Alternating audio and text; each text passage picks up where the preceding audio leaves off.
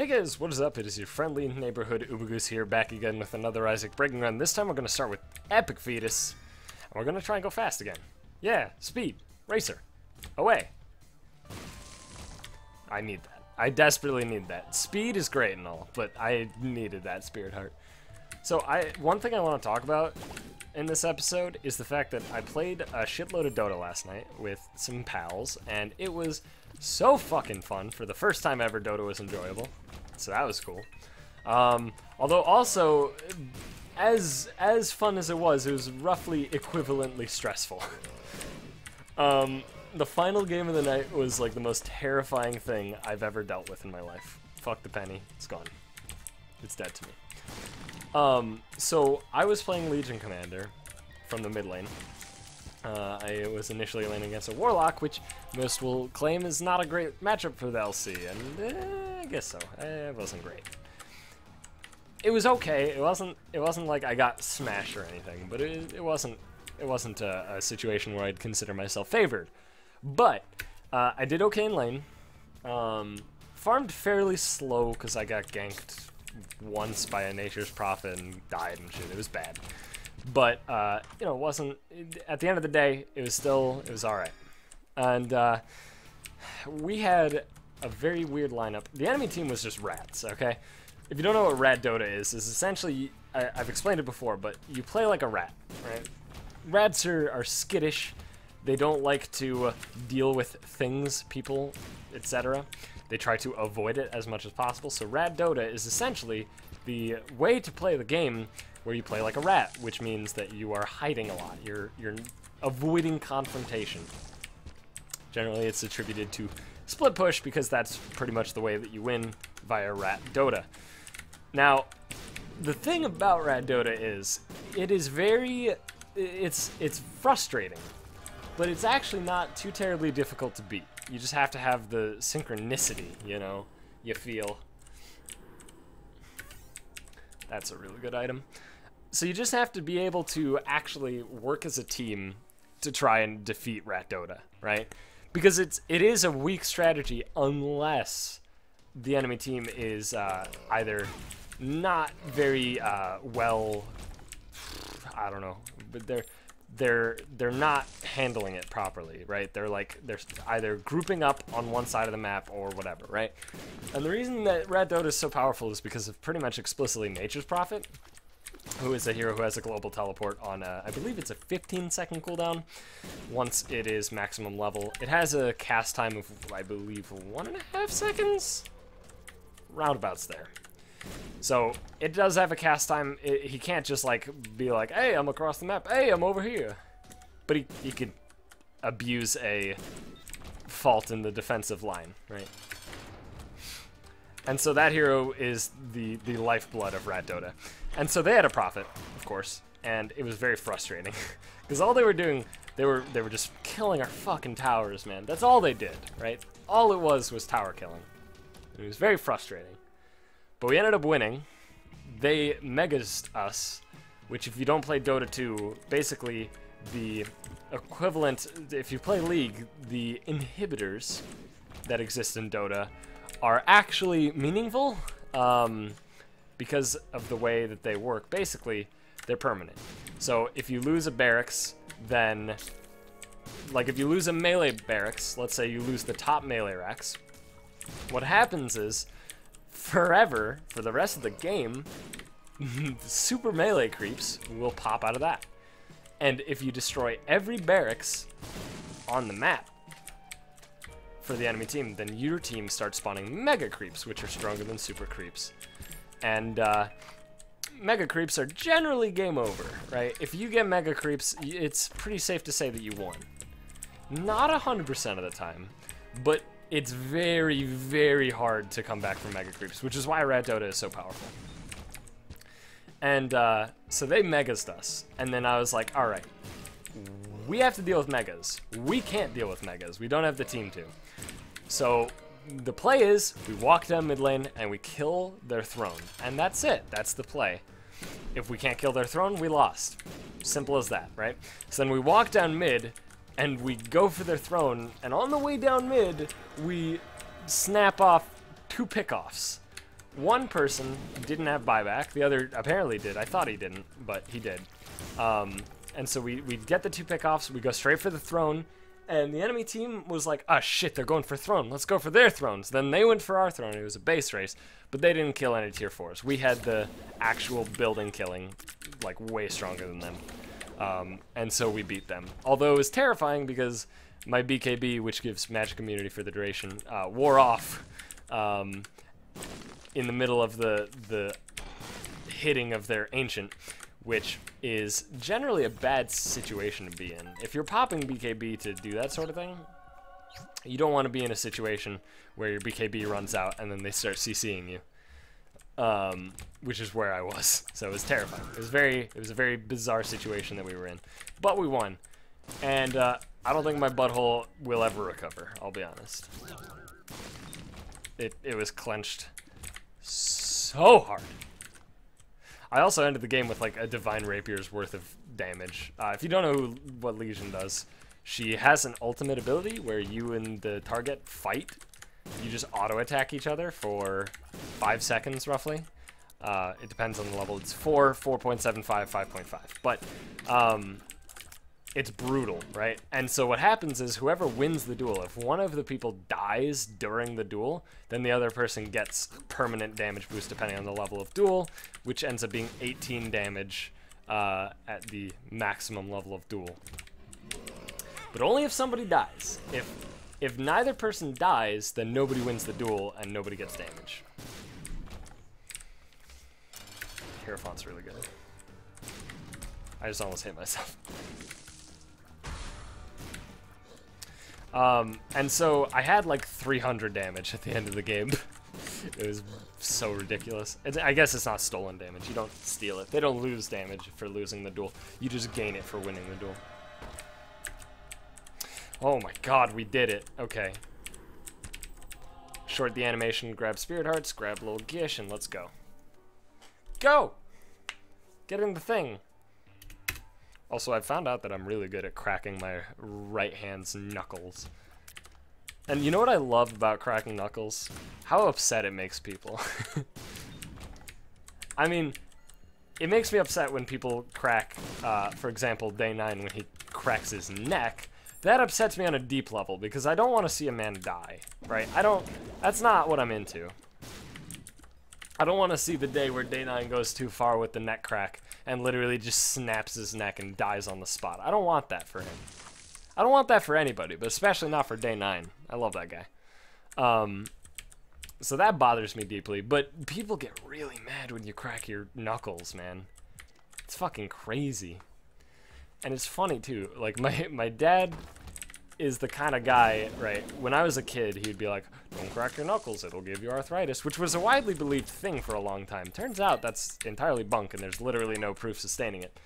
At least as last I saw, because cracking your knuckles is literally, it's like popping gas bubbles that are existent within your joints. Something like that. It basically doesn't do anything. It just makes a noise, and that's about it. And so, like, you know, I crack my knuckles, and then my dad gets kind of upset. He's like, don't do that, you'll get arthritis. And I'm like, no, I won't. And he's like, yes, you will. And then I'm like, no, I won't. It's not phase, Dad. No, but I like it. It just feels good. I've always liked the sensation of, like, pushing on my knuckles in the way that I do to crack them. It's just I haven't always been capable of cracking my knuckles. But I've always liked doing the motion that I do now to crack my knuckles. Like, it literally, I just always did it. Thank God it's Blue Mom.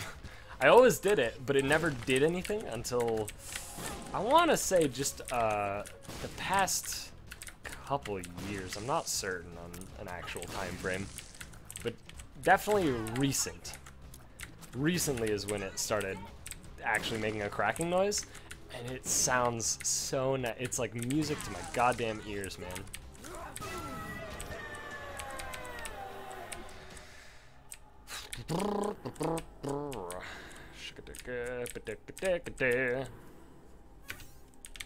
That's not a good item. Ah! I fucked up. Don't worry. My brain is bad. Alright, so we're going to use the Emperor card on... Oh, we could... You know what? I'm going to use it here. I'm going to actually just use it here. I think this is the play. I was going to save it for Cathedral, but I think this is the play.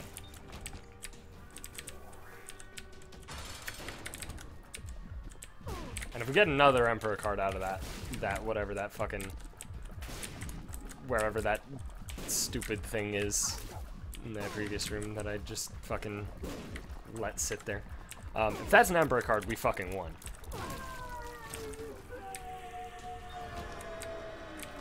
It's Justice. Justice is still pretty good.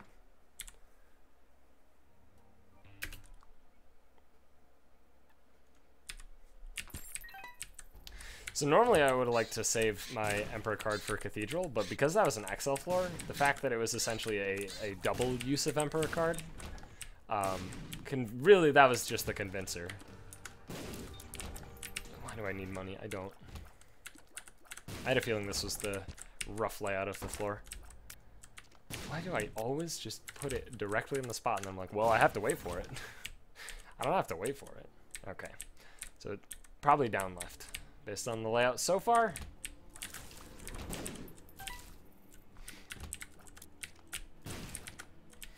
And I can't really describe what goes through my brain when thinking about how layouts operate.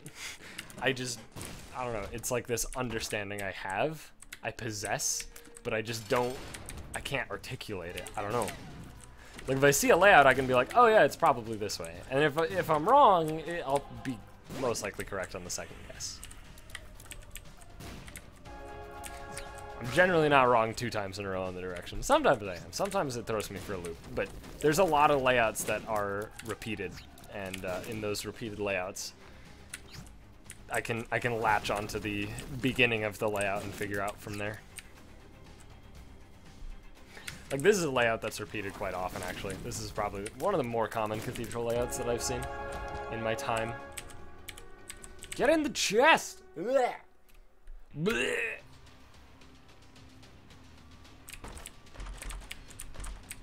Oh god, yes. Both of these are really good. I don't like this room, but it is the chest, so I can't do shit about it. Which sucks.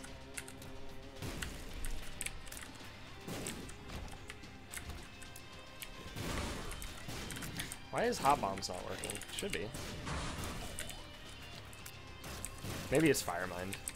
I don't know. I always get confused because some bomb synergies do work with Doctor and Epic Fetus, while others just don't do anything, like Hot Bombs apparently. Fuck off. Don't stop! You die? Thank you. All I needed was one hit on both of them, and then they died. That was pretty unlucky. He did an immense amount of hopping. I might just grind my face into some dudes. Let me restart. I might just take a bunch of intentional damage. I do have the wafer, so I'm not really concerned about my health situation, and I have permanent Polaroid invincibility. So I'm really not concerned at all about my health situation, but getting the rage buildup is actually really nice, I think.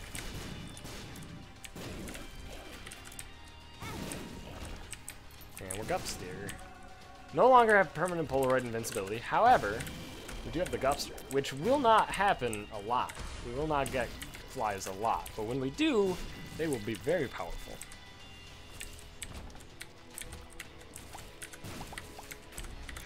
But we do have Tech Point 5, we do have Lil Gish, so there's plenty of opportunities to get Guppy flies. As you can see, I do actually have quite a few after that room. I think I'm going to attribute that mostly to the fact that it was just dingleberries. Loads of dingleberries. Alright, so I haven't ever seen this chest layout, by the way. Just want to throw that one out there, but I'm going to hazard a guess and say that it's left. Like, through this big room. Mostly because it's very common for big rooms to be the way to go. Hey.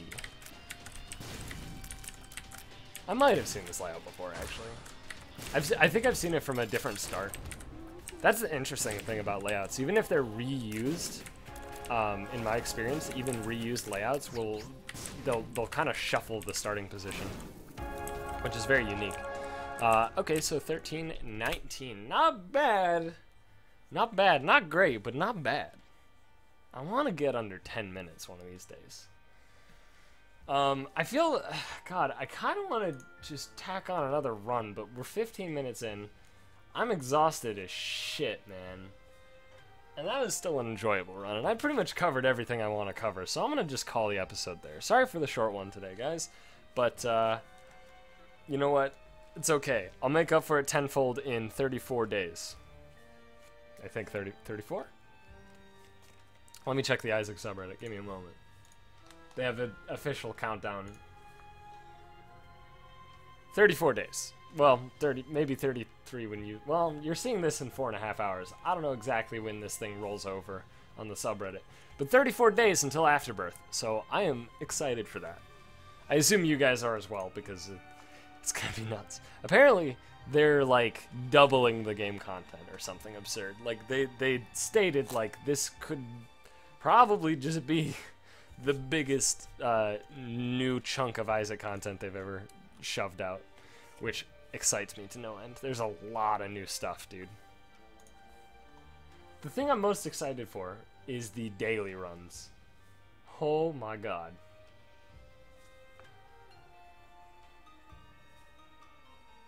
Oh, this is cool. So if you go to the Binding of Isaac website, bindingofisaac.com, there's apparently daily updates? Hang on, let me double check. That's probably not accurate. No, not daily. But the last one, posted 5 days ago, does more stuff about the daily runs, which is cool.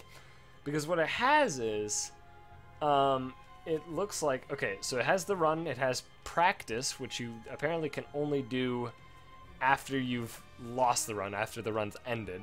You can do practice to see if you can do better, but it won't affect your leaderboard rank. And then, of course, there's the leaderboards, and it tells you, it has a timer at the top to tell you when it rolls over, and it says today your Steam name got a score of 286 in this case, or whatever your score ends up being. That's cool. This is sick, dude.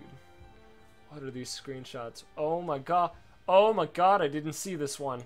Oh my god. Oh my god. Oh my god. This man has a host on his head. This man has 4 Ludovico technologies. This man has created the just knife maelstrom. This is incredible. This is incredible. I'm already, like, I can't handle it. Alright, thanks for watching, guys. I'll see you tomorrow. I'm gonna go whack off to these Isaac updates. I recommend you do the same. It'll be a great FAP. I promise you that. But thanks for watching. Hope you enjoyed the episode. And if you did, please be sure to leave a like. And, of course, subscribe if you haven't already so you can see more Isaac in the future. I might do... I don't know. I've got a lot of things bouncing around in my head. I always do. I always, like, want to start a series, and then I begin it. And then I see the reception, and I try to take any criticisms that I can and roll with it. And I try to, like, not attribute too much to view counts on new series and stuff, but I don't know, it's tough. It's really, it's a tough situation to be in. Because a lot of my subscriber audience is still a very speedrunning oriented thing, which isn't a problem by any means. I still think speedrunning is a phenomenal thing. I just don't currently do it. So it's very hard for me to, like, really make a series that appeals to the wide audience that I already have cultivated here, so. But I have been considering getting back into speedrunning, so we'll see about that one, as you can tell by me playing Isaac fast. I don't know, we'll see. It's just, it's a hard thing. It's a big commitment for me. I don't know. Anyway, I'm rambling. Thanks for watching. Bye!